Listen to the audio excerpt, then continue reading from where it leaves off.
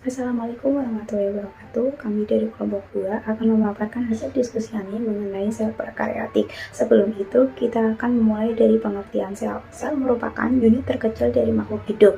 Sel tersusun atas kesatuan dan fungsional sebagai penyusun makhluk hidup dalam melangsungkan fungsi kehidupannya.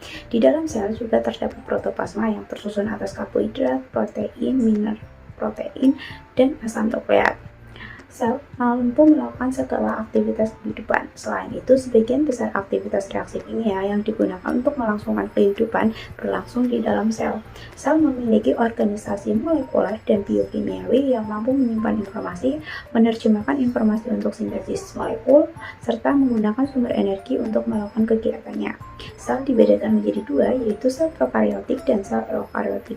Sel prokaryotik merupakan sel yang tidak mempunyai membran inti, sedangkan sel eukaryotik merupakan sel yang mempunyai membran inti. Jadi keduanya ini dibedakan oleh keberadaan membran intinya. Istilah prokaryotik berasal dari bahasa Yunani yang pro artinya sebelum dan karyon yang artinya inti.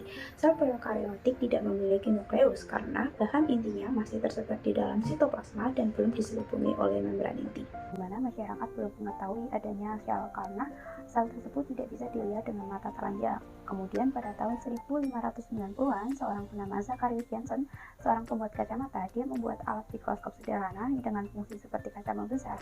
Dia menggunakan alat tersebut dengan dua tabung yang ujungnya diberi lensa. Namun dari alat tersebut, hasil yang digambarkan tidak terlalu jernih karena tidak ada fitur untuk fokusnya.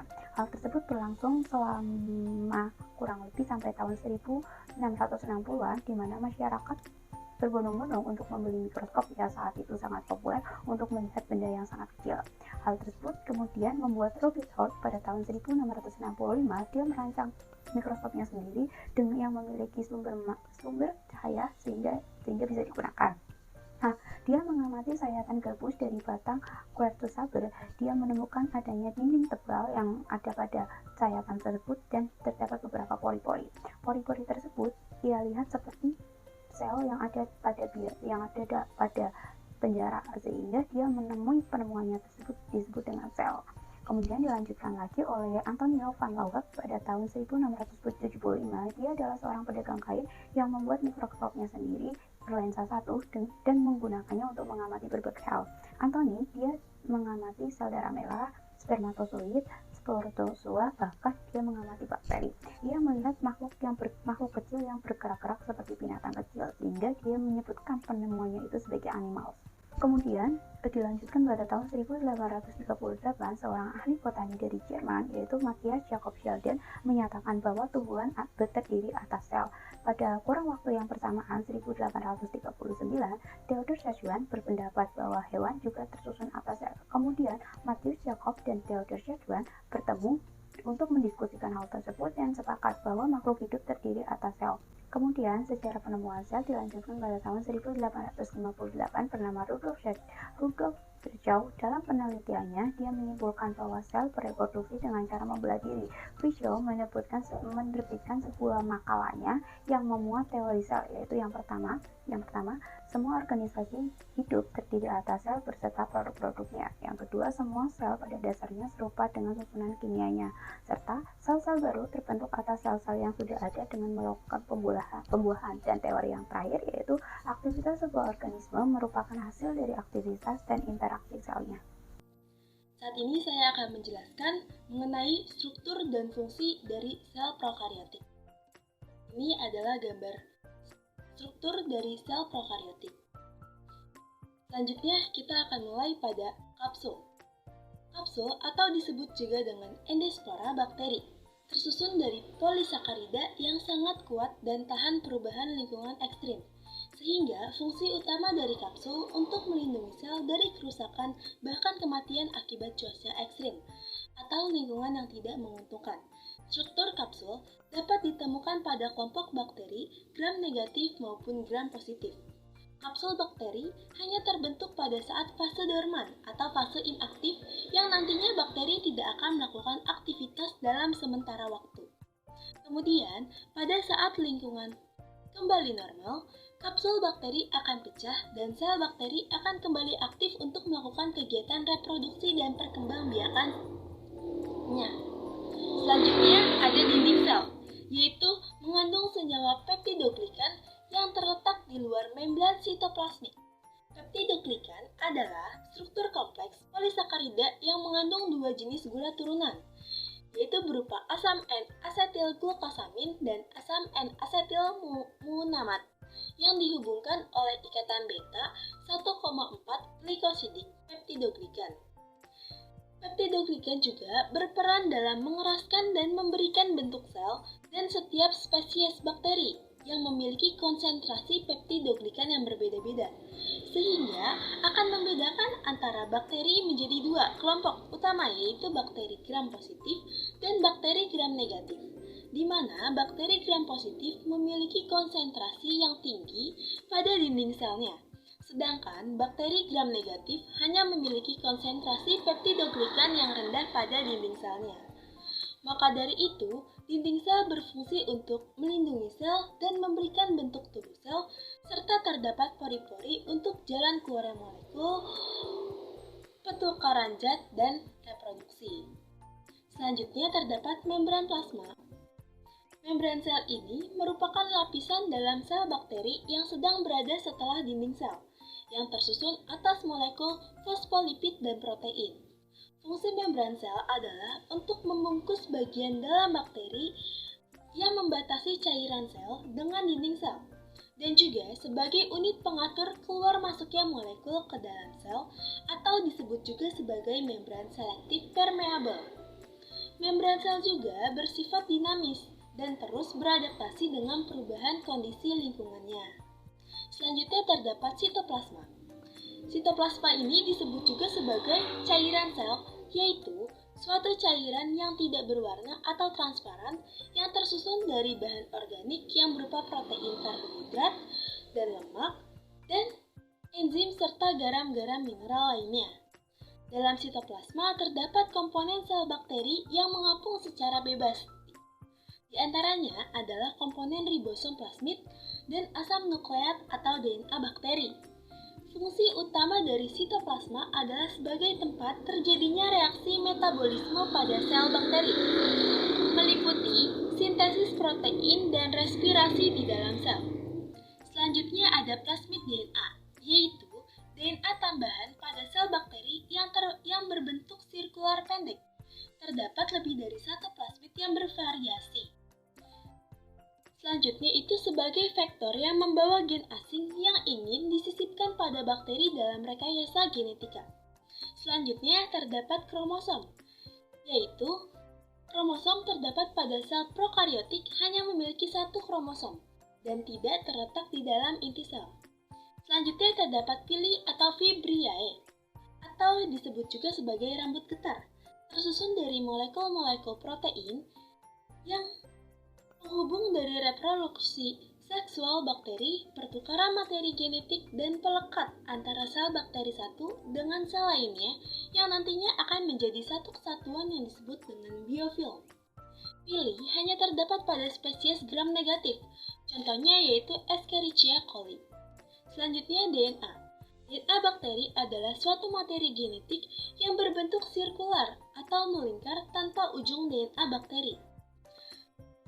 DNA bakteri disebut juga sebagai anak inti atau nukleus, karena DNA ini tidak dilapisi oleh membran inti sehingga bakteri disebut juga sebagai sel prokariot. DNA bakteri ini secara langsung bercampur dengan komponen sel lainnya di dalam sitoplasma. Dan fungsi utama DNA adalah untuk mengatur aktivitas internal sel bakteri melalui sistem pengaturan sintesis protein.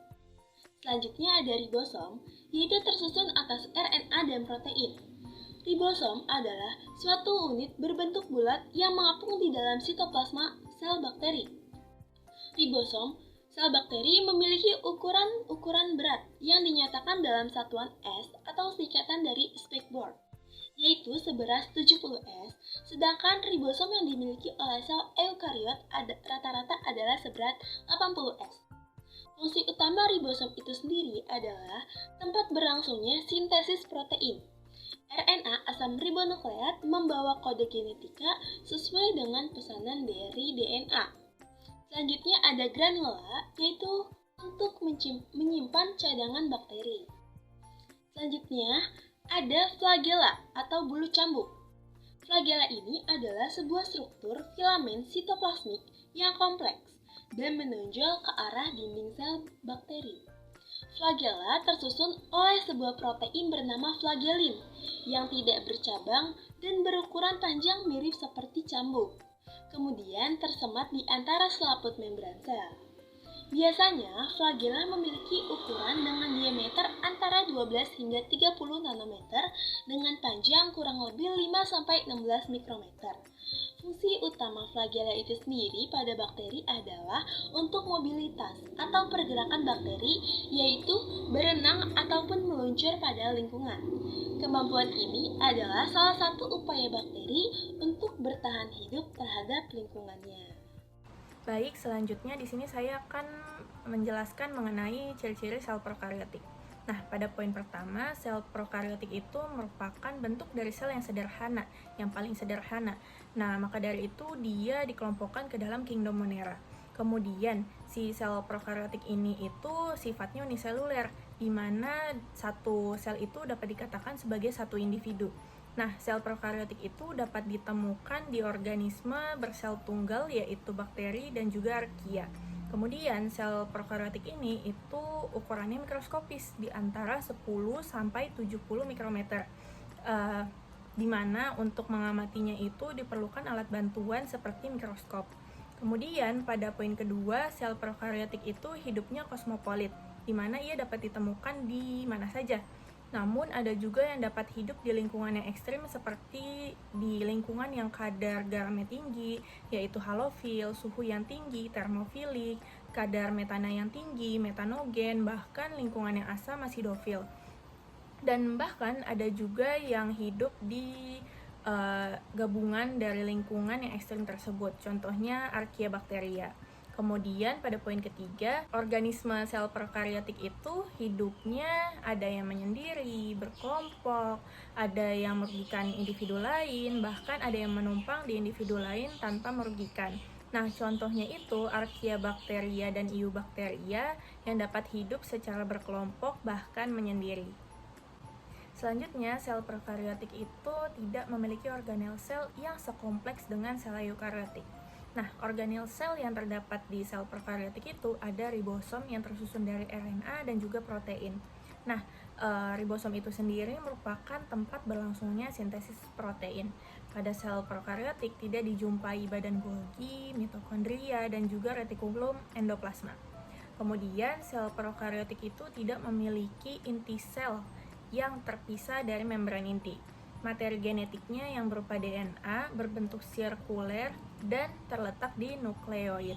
Nah, di luar nukleoid itu terdapat DNA sirkuler yang lebih kecil yang disebut dengan plasmid. Kemudian, pada umumnya, organisme prokariota itu tidak memiliki kloroplas, kecuali bakterioklorofil, yaitu bakteri hijau, dan juga bakteriopurpurin, yaitu bakteri ungu. Dari sel prokariotik yaitu ada dua bakteri dan archaea. Bakteri digolongkan sebagai sel prokariotik karena struktur dari sel bakteri tidak memiliki nukleus yang terbungkus dalam membran, serta organel-organel pada bakteri tidak ditemukan pada sel eukariotik. DNA bakteri terletak pada area nukleoid yang tidak memiliki membran pelindung. Contoh dari bakterinya seperti bakteri E. coli, bakteri Streptococcus plastis, serta bakteri Salmonella enterica, dan bakteri-bakteri yang lain. Yaitu ada archaea. Archaea memiliki karakteristik yang mirip dengan bakteri, tetapi secara genetik dan biokimianya berbeda.